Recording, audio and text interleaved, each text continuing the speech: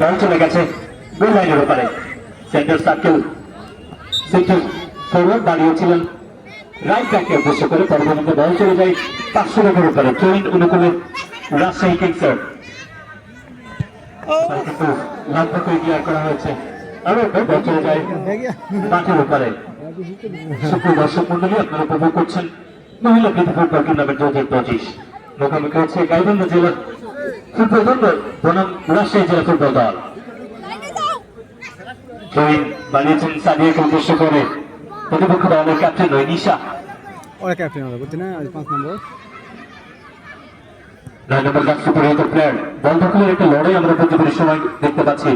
অন্তরা বাংলাদেশ অনূর্ধ্ব-17 জাতীয় অনূর্ধ্ব-17 টুর্নামেন্ট হয়েছিল, সেখানে কিন্তু এবারে কিন্তু দূরপাল্লার শট ছিল, একটা ফ্ল্যাট শট ছিল। পেনাল্টি যে এরিয়াতে রয়েছিল সেই এরিয়ার মধ্যে অনেকটা ঢুকে পড়েছিলেন। এবারে কিন্তু আগরবার একদম ডিপ লাইন প্লে মেকিং রোলটা প্লে করছেন অন্তরা। ব্যাক পাস হয়েছে, এবারে কিন্তু ভুল পাস, পজিশনটা হারিয়েছেন। শেষ পর্যন্ত নাম্বার 9 রয়েছেন সেখানে। আর একবার ওখানে ক্যাপ্টেন স্কিপার হিমসেলফ সুমি, তিনি কিন্তু ক্লিয়ার করেছেন। তবে ক্লিয়ার করলে হবে কি বিপদ কাটেনি। ওখানে অন্তরা রয়েছে প্রস্তুত, তিনি প্রোটেকশন দিচ্ছেন। এখন কিন্তু অন্তরা দখলে রয়েছে বল, দেখছেন কাকে দেবেন। একটা শট করেছেন, সেটা কিন্তু ডিফ্লেকশন হয়ে গেছে। আবারও কিন্তু আক্রমণে নাম্বার 11 পপি। আর একবার অন্তরা দর্শকের থেকে বাড়িয়েছেন। সাদিয়া লেফট উইং দিয়ে একটা আক্রমণে ওঠার চেষ্টা। 12 নম্বর জার্সি পরিহিত প্লেয়ার, তিনি বলটা পাঠিয়ে দিলেন 500 রেখার উপরে।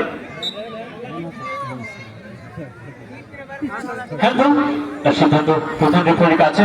সুন্দর বাংলাদেশ ফুটবল ফেডারেশনের একজন প্রশিক্ষণপ্রাপ্ত রেফারি এবং রাজশাহী জেলা রেফারি অ্যাসোসিয়েশনের একজন সদস্য। নিজেদের রক্ষণ ভাগ থেকে একটা ফ্রি-কিকটা নিচ্ছেন সুবর্ণা।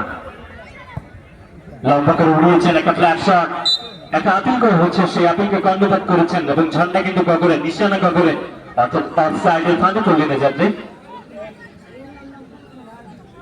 ট্যাকটিক্যাল বিষয় যদি আপনারা চিন্তা করেন, উভয় দল কিন্তু অনেকটা হাইলাইন ডিফেন্স এখনো পর্যন্ত খেলছে, যেটাতে কিন্তু অনেকটা গেগেন প্রেসিং যে ফুটবল নৈপুণ্য সেটাই কিন্তু আমরা দেখছি। অর্থাৎ যে দল আসলে বল নিজেদের দখলে রাখতে পারছে না তখন কিন্তু প্রেস করছে, এবং যেটাতে কিন্তু সিংহভাগ দল পজিশন হারাচ্ছেন। এবং ফুটবল খেলা যখন আপনার পায়ে বল থাকে না তখন আপনার অ্যাপ্রোচটা কেমন হয় সেটা কিন্তু অনেক কিছু ডিপেন্ড করে। অর্থাৎ ফুটবল খেলা শুধুমাত্র আপনাকে পা দিয়ে খেলে চলছে না, ফুটবল খেলতে হবে মাথা দিয়েও। ক্রিকেটের একটা কথা মনে পড়ে যায়, তিনি বলেছিলেন ফুটবল খেলা 90 মিনিটের খেলা, সেখানে আপনার পায়ে বল থাকে 3 মিনিট, বাকি 87 মিনিট আপনার অ্যাপ্রোচটা কেমন হয় সেটাই একটা ম্যাচের ফলাফল নির্ধারণ করে দেয়। নারী ফুটবলের যে গণজাগরণ, সেই জাগরণটা এসেছে তৃণমূল পর্যায়ে। এত সুন্দর একটা টুর্নামেন্ট যাদের আয়োজন এবং বাস্তবায়ন করেছে বাইকের সামিদালি ক্লাব, তাদেরকে ধন্যবাদ জানাতে চাই। এবারে কিন্তু সুমি তুলে দিয়েছেন, ওখানে সাদিয়াকে উদ্দেশ্য করে ব্যাপা রাখতে পারবেন না, সেটা সার্কেলের ওখানে একটা স্লাইডিং এ করে ওই অন্তরা, তিনি কিন্তু দারুণ খেলে থাকেন। বিশেষ করে সিরাজগঞ্জের মেয়েটা আমরা দেখেছিলাম বাংলাদেশ যে অনূর্ধ্ব-17 খেলা হচ্ছিল, সেখানে কিন্তু রংপুরকে হারিয়ে তারা চ্যাম্পিয়ন হয়। এবং সেই দলের আরো একজন প্লেয়ার এই শুভডাঙ্গা ইউনিয়নেরই একজন মেয়ে কবিতা পাখেন, বাংলাদেশ অনূর্ধ্ব-17 দলের সেই টিমটার ক্যাপ্টেন, তিনিও কিন্তু দলটাতে খেলছেন। অর্থাৎ এই রসায়নটা অনেক বেশি ইম্পর্টেন্ট হতে যাচ্ছে। এই মিডফিল্ড আসলে ওয়ার্ক করে কিনা সেটা কিন্তু অনেক কিছু আসলে ডিপেন্ড করবে। জার্সি নাম্বার 6 ওখানে রাজশাহী কিংসের কবিতা দলের অধিনায়ক, তবে সেটা হয়ে গেল ফ্রি-কিকটা পাচ্ছে ওই প্রতিপক্ষ পলাশবাড়ি ফুটবল কোচিং গাইবান্ধার ফুটবল জাগরণের অন্যতম কারিগর, অর্থাৎ প্রতিজ্ঞিত বলা হয় কোচ শরীফা অদিতি, বাংলাদেশ জাতীয় দলের কোচ এবং একই সাথে বসুন্ধরা কিংসের কোচ ছিলেন।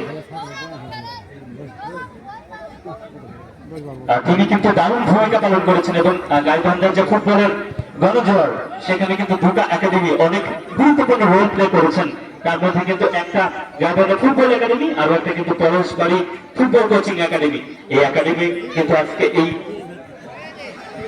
গাইগাছা মিতালি ক্লাব এই মাঠটাতে আজকে কিন্তু তারা খেলতে এসেছে। তারপরে কিন্তু ওই এরকম খেয়াল করা হচ্ছে, পরবর্তীতে বল চলে গেছে সাইড লাইনের বাইরে।